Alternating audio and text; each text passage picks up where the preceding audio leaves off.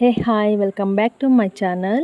So ఈరోజు video ఏంటంటే, tomatoes ఎక్కువ ఉన్నాయనుకోండి ఇంట్లో, ఇలా ఎక్కువ పండిపోతే మనం సింపుల్గా టొమాటో పచ్చడి పెట్టుకోవచ్చు.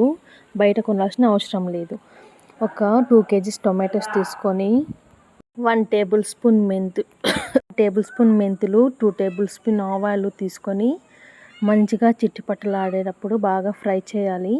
ఫ్రై చేసుకుంటే మనకి తెలుస్తుంది ఎప్పుడు ఆఫ్ చేయాలి ఏంటి అనేది. మాడబెట్టకుండా మంచిగా ఫ్రై చేసుకోవాలి. ఇలా ఫ్రై చేసి ఎక్కువ గ్యాస్ మీద పెట్టకుండా కిందకి దించుతూ సిమ్లో పెట్టి ఫ్రై చేసుకుంటే ఇలా మంచిగా గోల్డెన్ బ్రౌనిష్ కలర్ వచ్చేస్తుంది. అప్పుడు పికిల్కి చాలా టేస్టీగా బాగుంటుంది. సో దాన్ని సపరేట్గా ఒక చిన్న ప్లేట్లోకి తీసేసుకొని ఆరబెట్టుకోవాలి.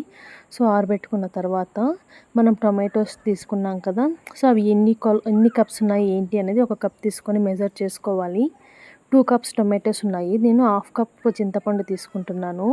అండ్ మనకి టేస్ట్కి తగ్గట్టు సాల్ట్ తీసుకొని లో ఫ్లేమ్లో పెట్టేసి గ్యాస్ మీద పెట్టేసామంటే సింపుల్గా మంచిగా మగ్గుతూ ఉంటాయి టొమాటోస్.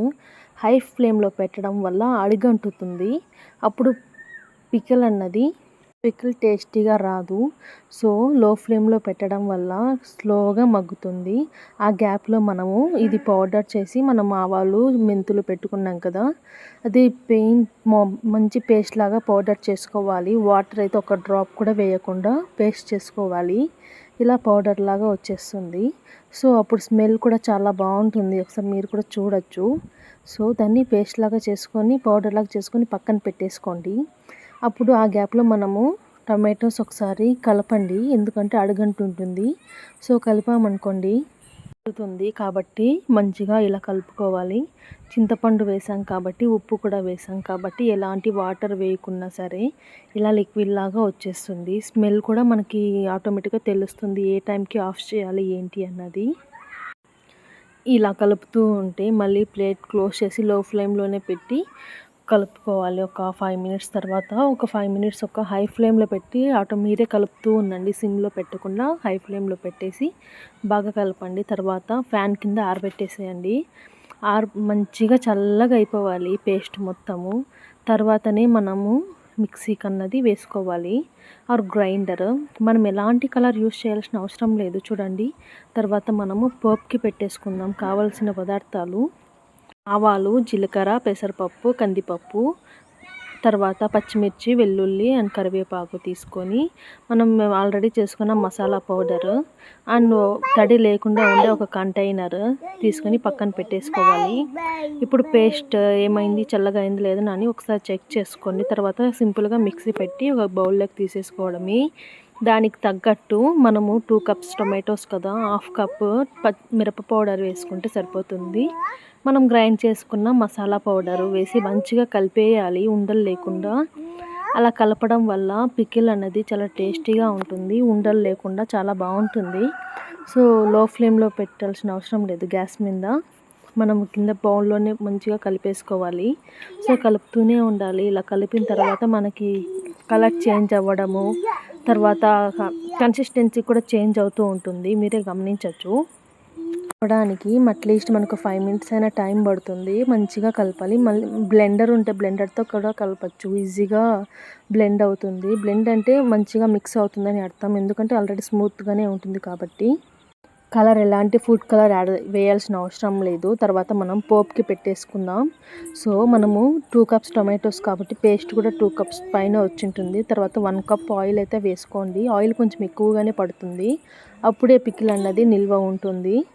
ఓకే, మనం ఆల్రెడీ పోపులో వేసుకున్నవన్నీ ఇప్పుడు సింపుల్గా పోపుకి పెట్టేసుకోవడమే. జీలకర్ర, తర్వాత ఆవాలు, శనగపప్పు, పెసరపప్పు వేసి లో ఫ్లేమ్లో పెట్టండి. బాగా మగ్గుతాయి. బ్రౌన్గా వస్తే సరిపోతుంది. తర్వాత కరివేపాకు, ఎండుమిర్చి అండ్ వెల్లుల్లి వేసి మంచిగా ఫ్రై చేయండి. కరివేపాకు కూడా వెండిన కరివేపాకు అయితే చాలా బాగుంటుంది అనుకుంటా పచ్చిదానికంటే, ఎందుకంటే పికిల్ అన్నది కొన్ని రోజులు స్టోర్ ఉంటుందని నా ఐడియా. సో మీ దగ్గర ఏది అవైలబుల్లో ఉంటే తడి లేకుండా వేసుకోండి. తర్వాత సింపుల్గా పికిల్ని యాడ్ చేసేసుకోవడమే. లో ఫ్లేమ్లో పెట్టి యాడ్ చేసుకోవాలి, హై ఫ్లేమ్లో వద్దు. సో ఇలా పికిల్ వేస్తూ మంచిగా కలపాలి. ఎక్కువసేపు కలిపామనుకోండి ఆయిల్ అస్సలు మిగలదు. మొత్తం ఆ పికిల్‌కే అలా కలపడం వల్ల ఫస్ట్ మనకి ఆయిల్ ఎక్కువైందని అనిపిస్తుంది. అస్సలు కాదు. మనం కలుపుతూ ఉంటే ఆయిల్ అన్నది ఇంకా సరిపోదు. సో, ఆయిల్ అన్నది సరిపోదు అని కాదు.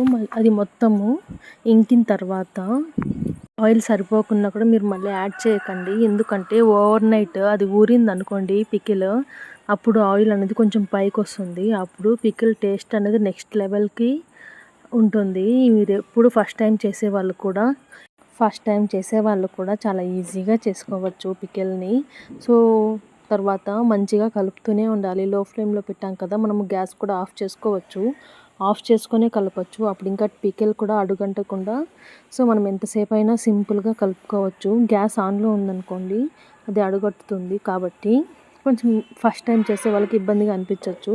సో, గ్యాస్ ఆఫ్ చేసుకొని కూడా కలపొచ్చు. తర్వాత సో, మనం సాల్ట్, కారం అన్నీ ముందే చూసుకుంటాం కాబట్టి మనం తర్వాత ఏది యాడ్ చేయాల్సిన అవసరం లేదు.